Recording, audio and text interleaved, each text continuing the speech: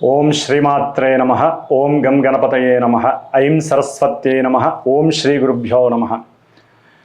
జ్ఞానానందమయం దేవం నిర్మలస్ఫటికాకృతిం ఆధారం సర్వవిద్యానాం శ్రీ హయగ్రీవముపాస్మహే.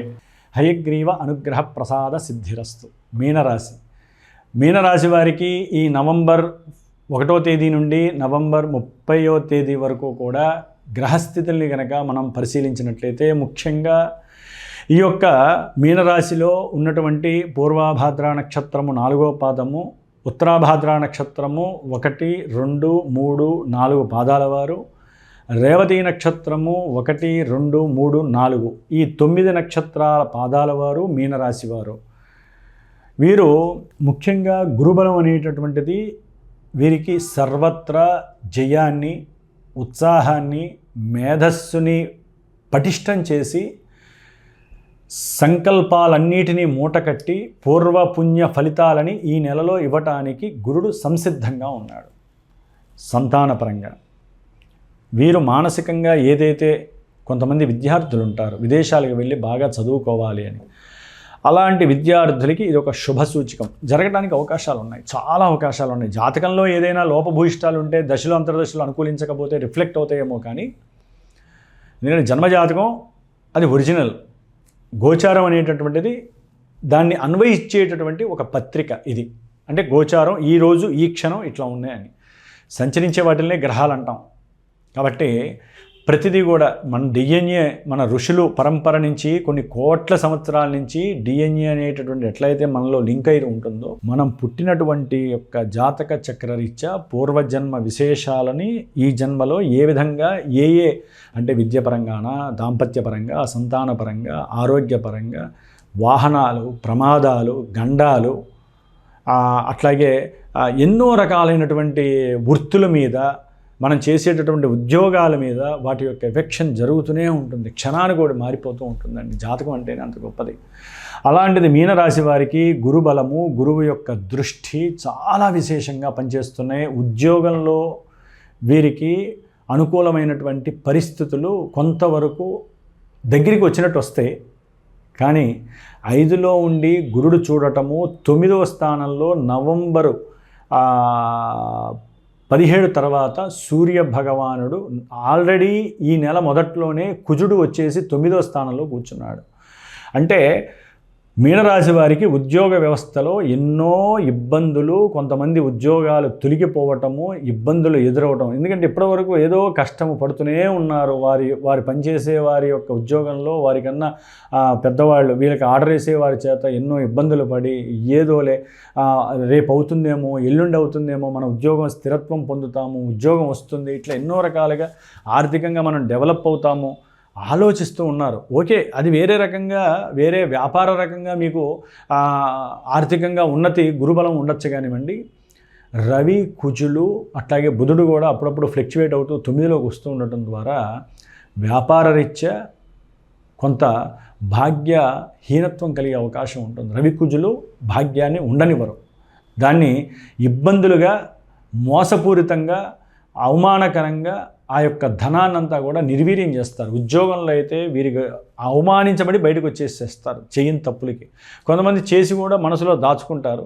సరే, అది ధనపరంగా చేస్తారా, లేకపోతే ఏదైనా ప్రయాణానికి పంపిస్తే ఆ ప్రయాణాల్లో డబ్బులు కొంత కాజేయటం వలన వీరిని ఉద్యోగంలోంచి తీసేయటము, లేకపోతే వీరికి ఉన్నటువంటి అతి సంభాషణ, అతిగా మాట్లాడటము, లేకపోతే అంటే వారు పైన చేసేవాళ్ళు లేరు కదా అని మిత్రులతో కానీ, లేకపోతే వారి తండ్రి గారితో కానీ, లేకపోతే ఇంకెవరన్నా ఫ్రెండ్స్తో కానీ ఏదన్నా మాట్లాడుతున్న సందర్భంలో ఆ మాటలు విని ఆకస్మికంగా వీరు ఉద్యోగంలోంచి తీసివేయబడటం కానీ, లేకపోతే ప్రయాణాల్లో కొన్ని ఇబ్బందులు కలిగి వీరు చేయవలసిన ఆఫీసు అంటే ఉద్యోగ ధర్మం సరిగ్గా చేయలేక అవమానింపబడి బయటికి పంపించేయటం కానీ, ఇట్లాంటివి ఎన్నో ఉద్యోగపరమైనటువంటి సమస్యలు ఈ మీనరాశి వారు ఎదుర్కోవడానికి అవకాశం ఉంది. ఎందుకంటే వీరే కాదండి, ఆల్రెడీ ఈ నెలాఖరు నవంబర్ 28 తర్వాత శని భగవానుడు వీరికి రాశిలో ఉండి, జన్మరాశిలో ఏలినాటి శని, నెత్తి మీద శని ఉన్నాడు వీరికి.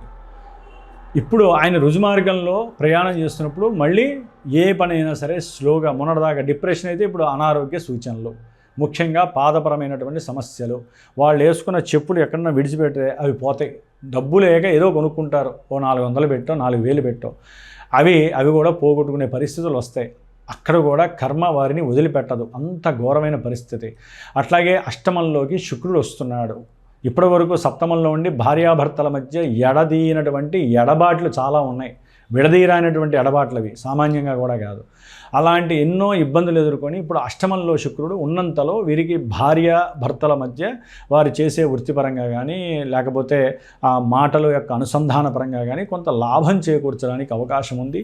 ముఖ్యంగా భార్య యొక్క సంతతి వలన కొంత లాభము కలగడానికి అవకాశం ఉంది, ధనలాభము వీరికి, మీనరాశి వారికి.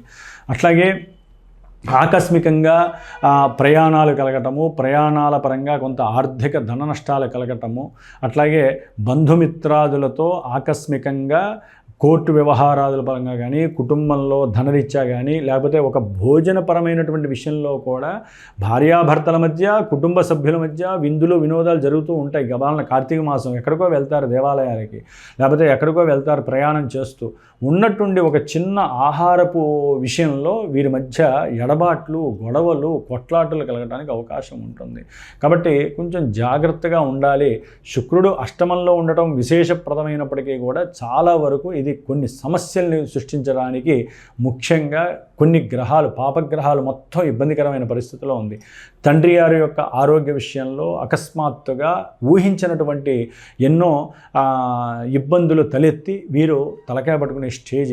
ఆల్రెడీ ఆర్థికంగా ప్రాబ్లమ్స్ అనుభవిస్తూ మళ్ళీ ఇదొక ప్రాబ్లం, తండ్రి వలన ఆకస్మికంగా ధన నష్టము, అట్లాగే కుటుంబంలో కొన్ని మాటలు పడాల్సినటువంటి పరిస్థితి. దానికి తోడు చంద్రుడు ఫాస్ట్గా తిరుగుతూ ఉంటాడు కాబట్టి ఆయన మారినప్పుడల్లా ఏ గ్రహంతో కలిస్తే దానికి తమ మానసిక సమస్యలు, ఆర్థిక సమస్యలు, ముఖ్యంగా ప్రేమాయణం అంటే ప్రేమికుల మధ్య చక్కటి అనుసంధానం కలిగి పెళ్లికి దారి తీసే అవకాశము, అవతల వాళ్ళని ఒప్పించడం చేయడానికి చాలా ప్రయత్నం చేస్తారు. కానీ అన్నదమ్ములు అంటే వాళ్ళ ఇంట్లో ఉన్న వాళ్ళే శత్రువులుగా, అన్నదమ్ములు కావచ్చు, అక్క చెల్లెలు కావచ్చు, అది జరగనీయకుండా చేసే పరిస్థితులు కూడా మీనరాశి వారికి జరగడానికి అవకాశం ఉంది. సరే, వీరికి ఉన్నటువంటి స్వశక్తితోనో, దైవ అనుకూలత వలననో, మంచి మాటతోనో, లౌకికత్వంతోనో వీరు జాగ్రత్తగా కర్మని అనుసరించి వారిని ఒప్పించి ప్రయత్నం చేయడానికి సిద్ధపడతారు.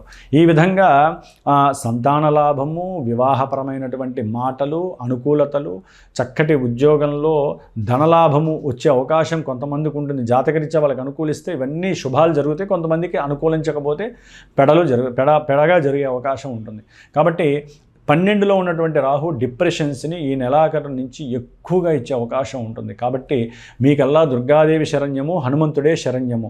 కాబట్టి ముఖ్యంగా మీనరాశి వారు కూడా ఏలినాడి శని దోష పరిహారార్థమై నేను ఈ యొక్క నవంబర్ నెలలో 11-12 తేదీ తర్వాత కాశీ క్షేత్రానికి వెళ్ళి అక్కడ స్వామివారికి సంబంధించినటువంటి మృత్తికా లింగ అభిషేకము చేసి, రుద్రాక్షలకు అభిషేకం చేసి, ఆ రుద్రాక్ష ప్రసాదాన్ని మీకు ఇస్తూ అమావాస్య, కార్తీక అమావాస్య రోజున హోమము, మృత్యుంజయ శనీశ్వర పాశుపత హోమాన్ని జరిపి ఒక 8 రోజులు శనిగ్రహానికి సంబంధించినటువంటి వేదమంత్రాన్ని జపపూర్వకంగా చేసి, ఇవన్నీ చేసి చక్కగా వారికి ఆ భస్మము, ఆ రుద్రాక్ష ప్రసాదము, కాశీ గంగా జల ప్రసాదము, కంకణ ప్రసాదము అందజేసే అవకాశం తీసుకుంటున్నాను.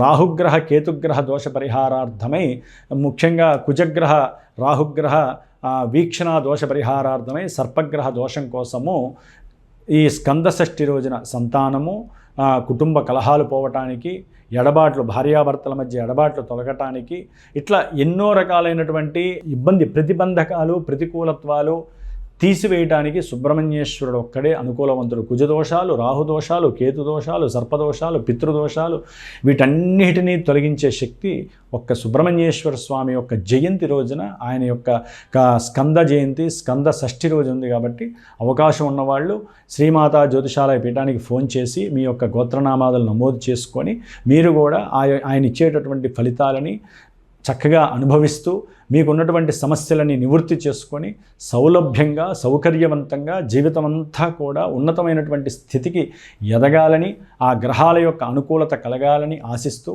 ఓం శ్రీమాత్రే నమో నమః.